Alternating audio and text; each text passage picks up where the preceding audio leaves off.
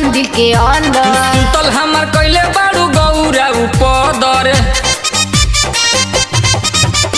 छोड़ी कहेला से जाही मंदिर के अंदर। तल हमर कैले बारू गौरा उपदर जाइबे ऐसे ना सुनो जाइबे ऐसे ना सुनो भांग के भोगे लगी जल लागल ढराए फिलहाल जल लागल ढराए फिलहाल की अब महाकाल जगी जल लागल ढराए फिलहाल की अब महाकाल जगी। बोलो बोलो बाबा महेंद्रनाथ की जय।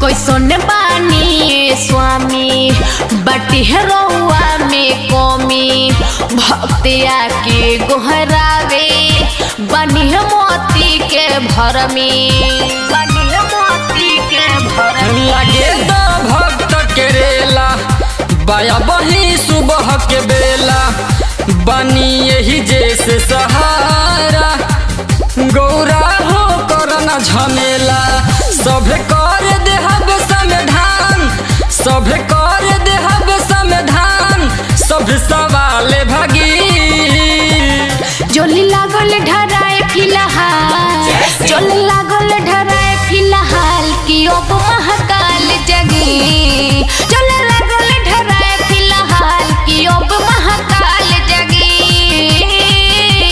बोलो बोलो बाबा बैजनाथ की जय। की अब महाकाल जगी।